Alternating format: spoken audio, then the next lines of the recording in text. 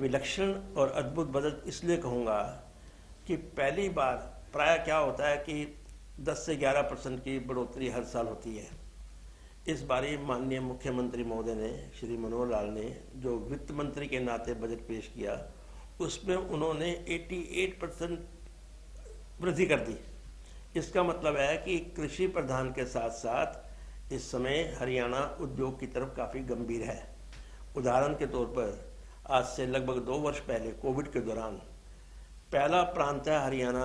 वैसे तो हरियाणा कई मामलों में आगे है, खेल जगत में आपको मालूम है आगे है, जीडीपी में आगे है, गुड़गांव रेवेन्यू देने में सबसे आगे है। लेकिन पहली बारी किसी मुख्यमंत्री ने 22 के 22 जिलों के अंदर औद्योगिक क्लस्टर बनाने की घोषणा की थी। यानी कि हर जिला, अब उदाहरण के तौर पे कभी भी सिरसा के बारे में किसी ने सोचा कि वहाँ उद्योग लगेगा? वहाँ फूड प्रोसेसिंग। अब मेवात कई जगह बैरन लैंड है, वहाँ उन्होंने chemical and leather industry. Gurgaon IT industry के लिए माना जाता है।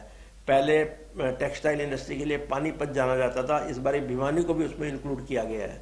तो हर जिला को बराबर निगाह से देखते हुए उन्होंने एक औद्योगिक क्लस्टर बनाने की जो योजना घोषित की है, ये कहते हैं ना अमृतकाल, वो आज की बात नहीं कर रहे हैं।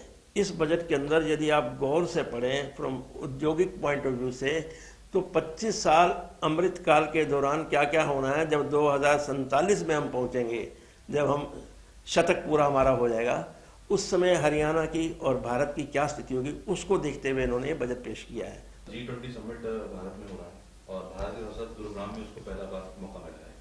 G20 समिट गुरुग्राम में होना ये उद्योग जगत के लिए कितनी बड़ी बात है? ऐसा कि उद्योग जगत तो बात की बात है, हमारे देश के लिए इस समय पूरे विश्व के अंदर एक आर्थिक कहते हैं ना कमजोरी आई हुई है। हर देश, विशेषकर हमारे पड़ोसी देशों को देखो, आप अफगानिस्तान को देखो, पाकिस्तान को देखो, श्रीलंका को देखो, नेपाल को देखो, उधर से रशिया और यूक्रेन का वार देखो, चारों तरफ से जो चाइना, आर्थिक जो तंगी आई हुई है, हमारा एक देश ऐसा है जो इस समय ग्रो कर रहा है, अपवर्ड जा रहा है। और जो हमारी ग्रोथ है, कहाँ 2014 में 10वें पायदान पे थे विश्व के अंदर, आज हम 5वें पायदान पे आ गए हैं। हम 5 ट्रिलियन की बात कर रहे हैं। तो G20 का हमारे पास आना, उसके कई रीज़न हैं। नंबर 1 कि आज जो हमारे माननीय प्रधानमंत्री महोदय हैं, उनकी काबिलियत, उनकी योग्यता, उनका, क्योंकि पूरे विश्व को वो एक परिवार मान लें, एक पृथ्वी, एक परिवार। ये क्या है? ये G20 नहीं है, इसमें G20 के सिवा 9 और देशों को भी आमंत्रित किया गया है विशेष आमंत्रण के नाते।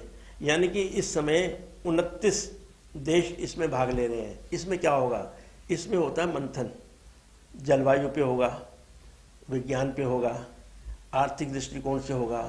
तो ये जो एक हमें अवसर मिला है, ये हमारे प्रधानमंत्री कभी भी भारत की बात नहीं करते हैं। वो वसुधैव कुटुंबकम जो बार बार उनके मुंह से निकलता है, उन्होंने सिद्ध करके दिखाया है। सर, एक पॉलिटिकल सवाल कर देते हैं। राहुल गांधी ने कांग्रेस के लिए पूरे देश में पदयात्रा शुरू की, उसके देखा देखी इन्होंने भी पदयात्रा शुरू कर दी। क्या आने वाले दौर में आपको लगता है कि पदयात्राओं का चलन ज्यादा चलेगा और हरियाणा पे कितना असर पड़ेगा? ऐसा है कि पद यात्रा जो है ना, ये एक वो बन गया, कहते हैं फैशन। वो गए राहुल जी कहाँ? कश्मीर में। आज हमने एक वीडियो देखा कि हम लोग, भारत सरकार उनका आभार प्रकट कर रही है कि कश्मीर में जाकर के उन्होंने बर्फ़ के साथ, कहाँ 370 की बात करते, कहाँ लोग डरते थे कश्मीर जाने में, आज ये अपनी बहन के साथ, अपनी माताश्री के साथ वहाँ जाकर के बर्फ़ का आनंद ले रहे हैं। तो इससे हमारे पर्यटन को काफ़ी बढ़ावा मिल रहा है। तो कहने का मतलब है कि इस प्रकार के पद यात्रा, ठीक है कि राजनीतिक उनकी कंपल्सन है, क्योंकि उनके पास कुछ काम नहीं है।